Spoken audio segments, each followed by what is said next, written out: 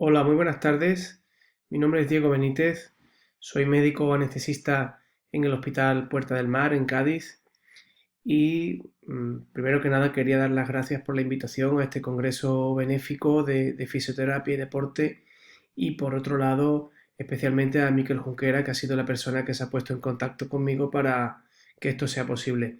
Yo realizo mi actividad por un lado en el Hospital Puerta del Mar, en la unidad del dolor y en anestesiología, y por otro lado en la clínica que desempeño mi función como médico del dolor, en la clínica Sinergia, junto con un compañero vuestro, con varios compañeros, pero entre ellos un fisioterapeuta, con Nacho Bocardo, que desde aquí lanzo un saludo. Bueno, la ponencia en concreto se llama Ecografía Intervencionista a nivel lumbar. Eh,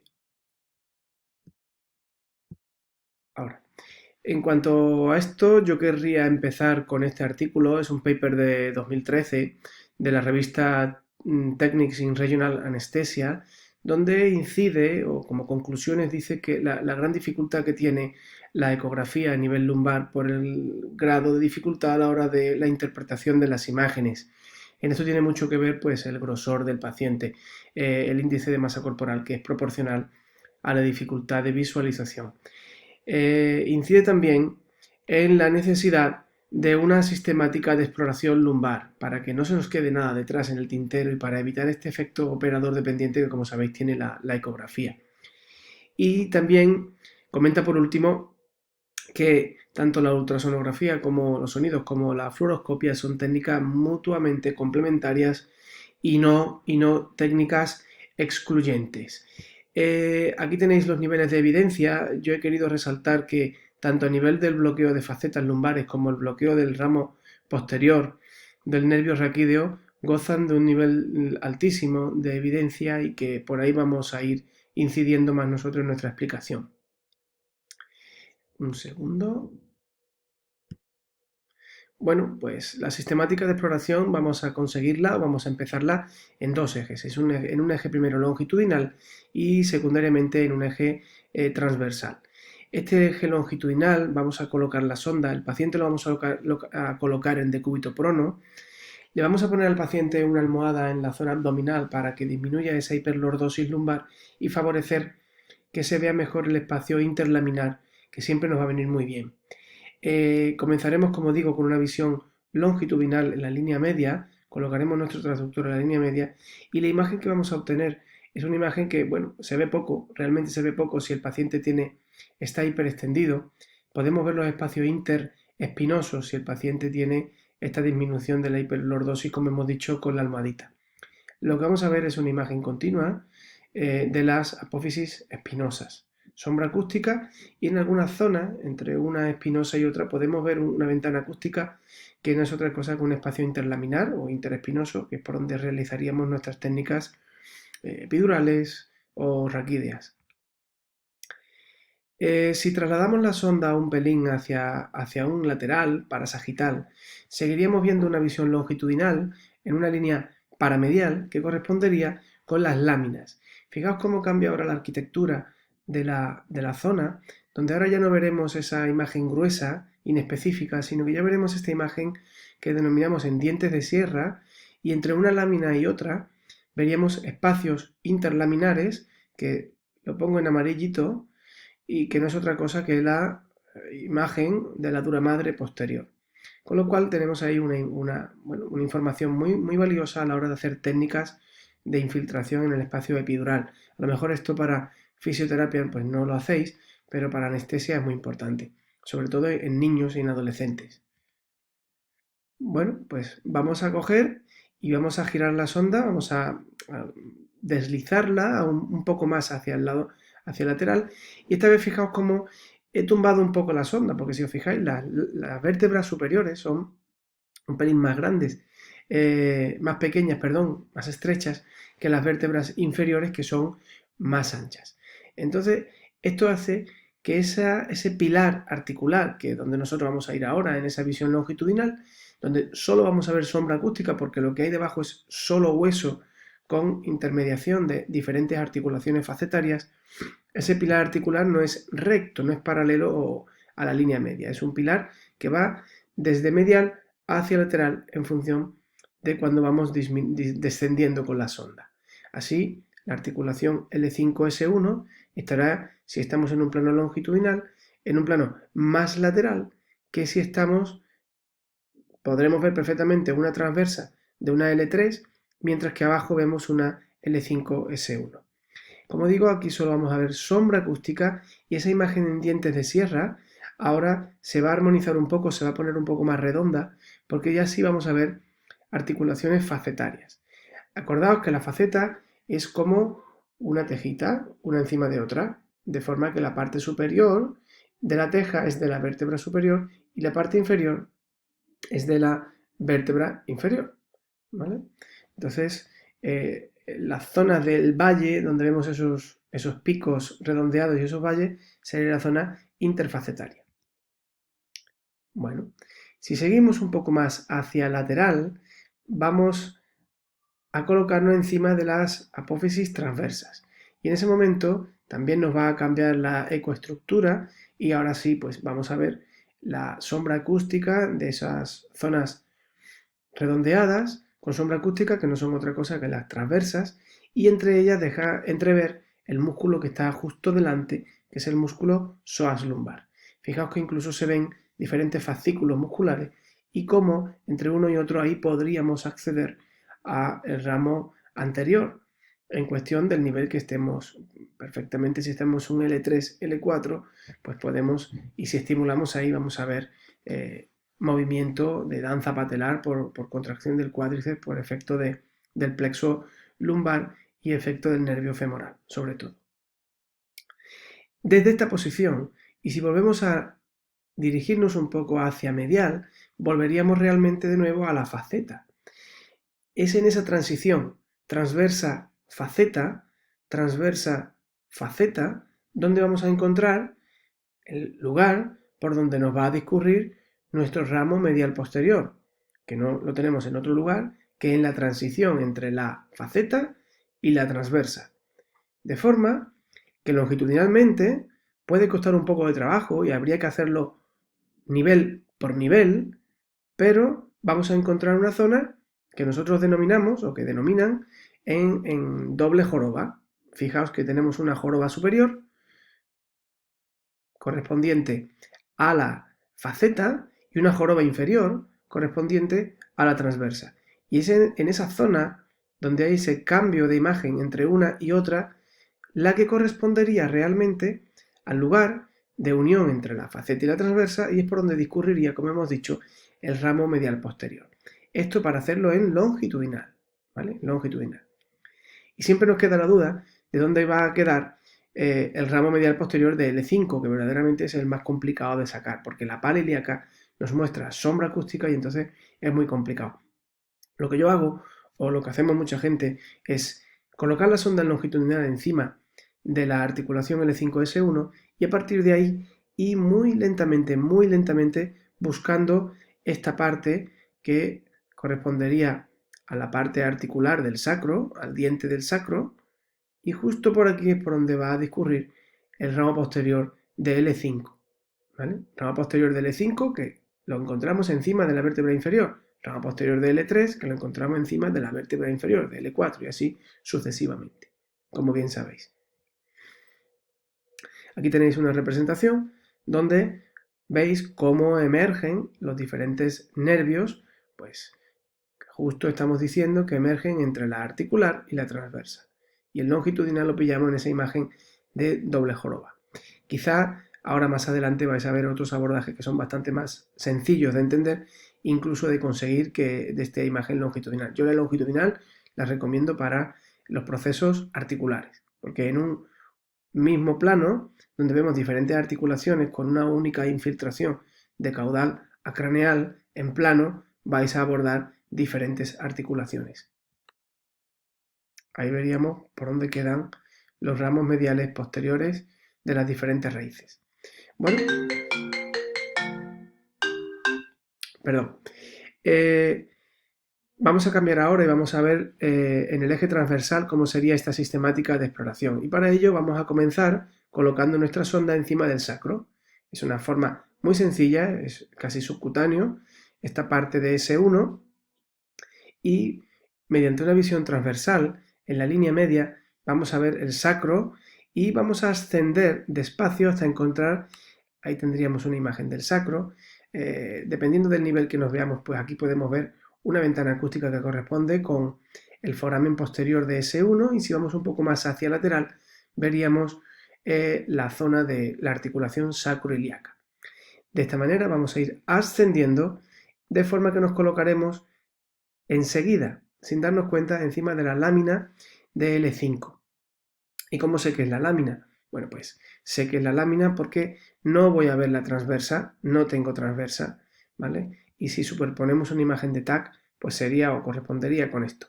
Hay que tener especial cuidado porque justo por debajo de lo que es la lámina no tengo otra cosa que el foramen. Con lo cual, si nos pasamos lateralmente y sin tener un control correcto de la punta de la aguja, nos podemos colocar y metemos la aguja fácilmente dentro del foramen. Hay que gastar un poquitín de cuidado ahí. Si queréis podéis estimular, y os recomiendo que el paciente, bueno, no sé cómo lo hacéis vosotros, pero el paciente no debéis tenerlo muy sedado para que tengamos esa previsión de la estimulación del nervio, ¿vale? De la misma manera, si lo que queréis es ir al nervio, esto es un abordaje muy sencillito para ir al foramen, justamente. Aunque yo lo dejaría eso en entredicho porque aquí la ecografía no la veo tan clara como la radioscopia para hacer este tipo de abordajes tan foraminales, tan metidos en el foramen, ¿vale? Porque no tenemos constancia de si hacemos punción vascular o no. Dicho esto, desde esta visión laminar volvemos a bajar un poco la sonda y ahora sí nos vamos a colocar interlaminar, de forma que a ambos lados vamos a ver las articulaciones. En el centro vamos a ver un espacio interlaminar donde veremos dura madre posterior y donde vamos a ver también parte de la transversa. Sería esta imagen que nos suena a todo en escalera, ¿vale? Tendríamos la transversa, la articular, la lámina, hasta acabar arriba, en la parte más superficial, en la apófisis espinosa. Está un poco representado también en la imagen de la izquierda. Ahí tendríamos, por tanto, una imagen donde podríamos aprovechar y podríamos hacer una punción del ramo medial posterior entre la articular y la transversa, o ir directamente a hacer una infiltración periarticular o hacer una neuromodulación a nivel periarticular y de la musculatura erectora espinal. Esto es la superposición de una imagen de un TAC para que entendáis a qué nos estamos refiriendo. Bueno, esto es un vídeo en el que en vez de tener el paciente de pie, lo he tumbado, y para que veáis una silueta que a partir de ahora va a ser muy importante que reconozcamos. Es una silueta que va desde la transversa, pasando por la articular, pasando por la lámina hasta la espinosa. Es una imagen en W, que le decimos, la hemos visto antes o en escalera. Lo que ocurre es que ahora vamos a oblicuar un poco la sonda, de forma que no nos vamos a poner emplomada en la línea media, sino que vamos a hacer una imagen paramedial oblicua. De forma que vamos a encontrar esta estructura que correspondería con la transversa, con la articular y con la lámina. Esa escalera es la que veíamos antes tumbada en forma de escalera y ahora la vemos en forma de W, donde la parte externa de la W sería la unión entre la articular y la transversa. Y volvemos de nuevo a lo mismo. La unión articular-transversa es donde va a discurrir nuestro ramo medial, perdón, nuestro ramo medial posterior. De forma que aquí podemos hacer infiltraciones en el ramo medial posterior o podemos hacer infiltraciones periarticulares. Podemos hacer más cosas, que la vamos a ver ahora, pero de momento quedaos con esta imagen y con esta información. Bueno, esta imagen paramedial oblicua he intentado representarla en esta situación y aquí tenéis esta imagen paramedial oblicua donde volvemos a ver de nuevo, esta imagen en W y volvemos a ver, perdón, que se me ha ido esto. Aquí tenemos esta imagen paramedial oblicua y vemos la articular, la transversa, vemos el polo renal inferior que también nos va de información, como ahora vais a ver, y fijaos en este detalle que es que la transversa apunta a este músculo, que es el músculo cuadrado lumbar. y profundo el cuadrado lumbar, el psoas. Y el riñón está asentado por delante, encima del psoas. ¿Vale? Esta es la imagen paramedial oblicua. Cuando me coloco con mi sonda también paramedial oblicua, pero no encima de una transversa, sino entre las transversas, estaré en un plano foraminal. Y lo vais a ver aquí ahora. ¿Vale? Lo que habíamos visto hasta ahora es, esta sería la representación con una imagen de un TAC. Lo que habíamos visto hasta ahora tenía transversa, sería esta imagen en W, ¿vale? Ya no es lo que estamos viendo porque ahora no estamos encima de una transversa. Estamos justo entre dos transversas. Por tanto, ahora tenemos esta silueta. ¿Y qué representa esta silueta? Pues tenemos lámina, tenemos articular y en vez de tener la transversa que apunta al músculo cuadrado lumbar, vamos a tener esta otra estructura. ¿Y qué estructuras estamos viendo ahí? Pues vemos el músculo cuadrado lumbar, profundo al cuadrado lumbar vemos el psoas, a ese nivel va a salir nuestro nervio raquídeo y justo, porque le he puesto Doppler, veis una imagen aquí por debajo del nervio raquídeo y entre el nervio y el hueso, que es una arteria radicular que está latiendo. Justo en la parte anterior del psoas y como limitante del psoas, pegado al hueso, tenemos esa estructura nerviosa que es nuestro plexo simpático lumbar, que también hacemos intervencionismo sobre ello y neurolisis cuando estamos hablando de patología, pues patología de origen visceral o patología autonómica de miembros inferiores. Y dependiendo de si estamos en la derecha o en la izquierda, pues veremos el vaso, la arteria latiendo, la aorta, o veríamos la cava. Fijaos qué cantidad de información sacamos de esa imagen paramedial oblicua. Otro punto o otro tips que os puede dar mucha información es dónde cae el polo renal. Si bien es verdad que el polo renal de un lado y de otro no cae a la misma altura, como regla mnemotécnica podéis sacar, o como una especie de truco, que el polo renal lo vais a perder con ecografía cuando estéis entre L2 y entre L3. De forma que cuando no veáis el polo renal, veis la transversa, la primera transversa que vais a ver es L3. ¿Vale? Si subís, veis L2 y si bajáis, veis de nuevo L3, L4, L5, etc. Y veis la W que va apareciendo y desapareciendo. Por tanto, podéis hacer el ramo medial de L2, el ramo medial de L3, el ramo medial de L4, el ramo medial de L5, etcétera, etcétera. ¿Vale? Bueno, pues aquí veríamos de nuevo esa imagen en W, como digo, con el polo renal. Aquí estaríamos a una altura que lo confirmamos luego con fluoroscopia y efectivamente estamos en L2. De forma que aquí podemos hacer una punción en plano, tanto desde lateral como medial, donde la punta de la aguja, controlándola en todo momento, va a caer en la transición entre la articular y la transversa. Por tanto, en mi ramo medial posterior. Como sabéis, recoge la sensibilidad de ese triángulo posterior de tejidos, recoge la sensibilidad del ligamento longitudinal posterior, de la faceta, de la musculatura intrínseca, etcétera, etcétera. Y para ese síndrome de dolor facetario lumbar es un bloqueo diagnóstico fundamental. Y evitamos fluoroscopia y evitamos una serie de pasos, quirófano, radiación, etcétera, etcétera. Bueno, pues cambiamos de tercio y vamos a dar una pincelada de lo que sería la sistemática de la exploración de la pelvis posterior. Es muy sencillito y quería solamente recordarlo con vosotros para que hay mucha gente que me pregunta, oye, ¿cómo localizáis el piramidal? Bueno, es muy sencillito cuando lo hace muchas veces, pero me gustaría explicar una sistemática que es la que nosotros hacemos y es la que está recogida en muchos libros y con esto, siguiendo esa sistemática, muy difícil que te equivoques y pinche otra cosa que no sea el piramidal, si es lo que vas buscando, o un gémino superior, o un gémino inferior, o un cuadrado lumbar, etcétera, etcétera.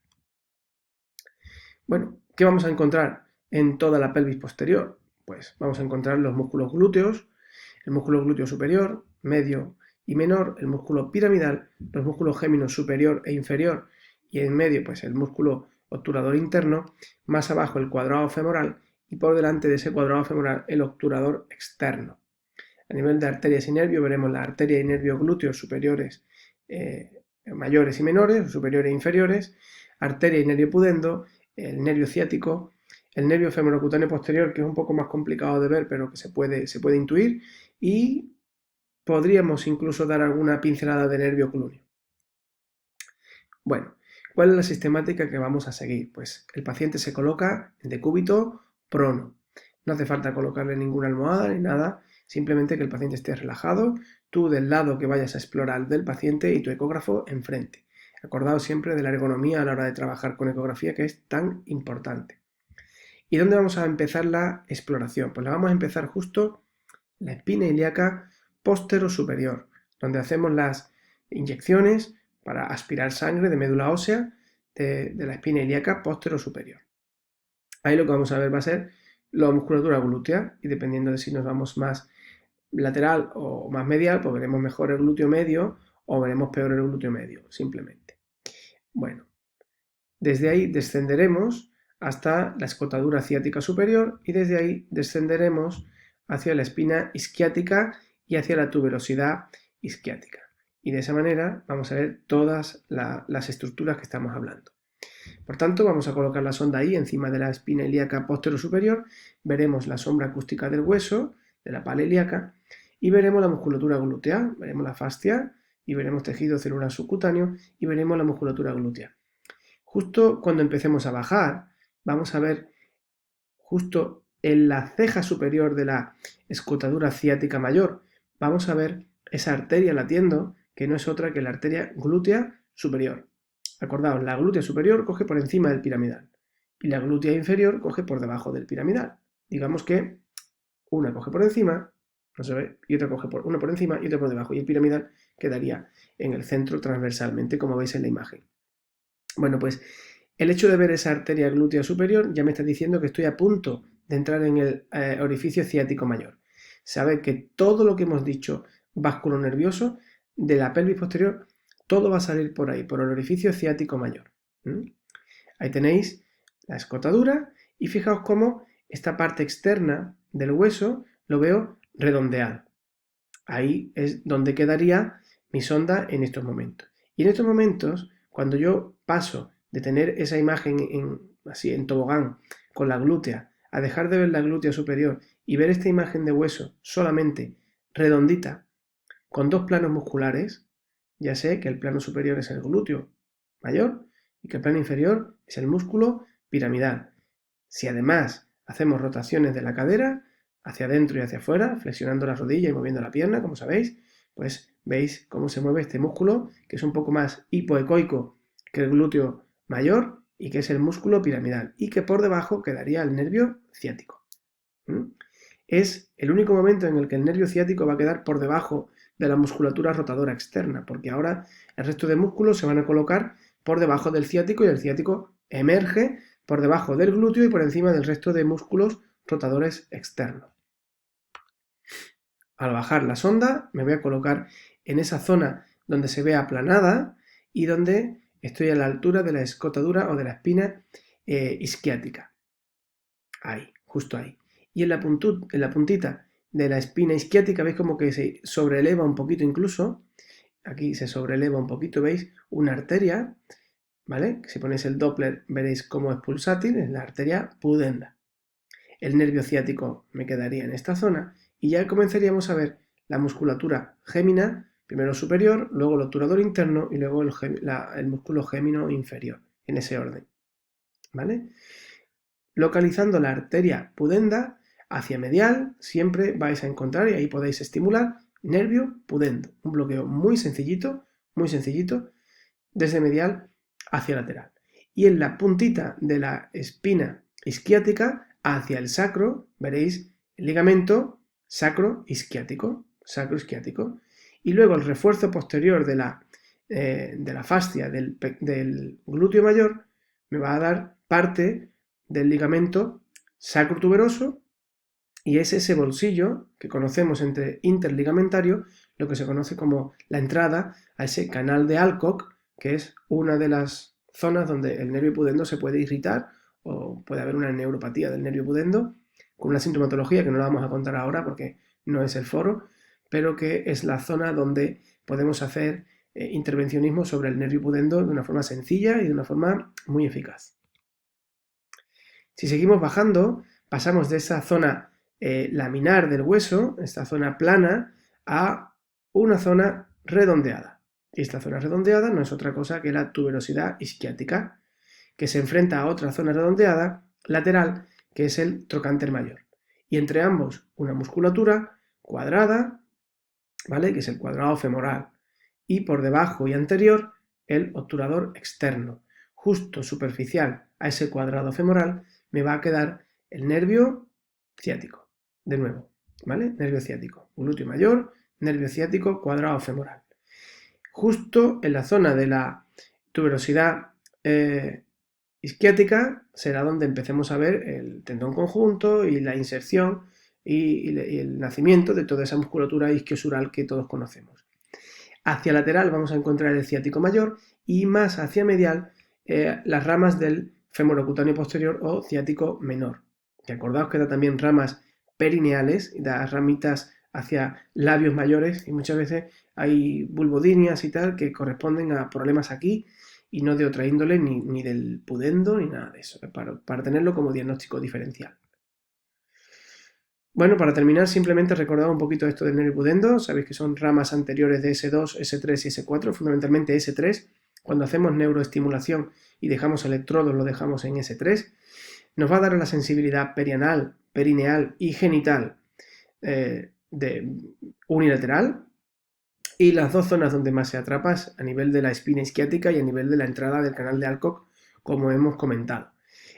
Medial a la arteria pudenda es donde vamos a encontrar este nervio y acordaos que la arteria pudenda la vais a encontrar justo en el borde marginal de la escotadura, de la espina isquiática y lo que hemos comentado, ese espacio interligamentario sacroisquiático sacrotuberoso, que es la entrada a ese canal de Alcock, que es la zona donde se puede pues, irritar el nervio con mayor frecuencia.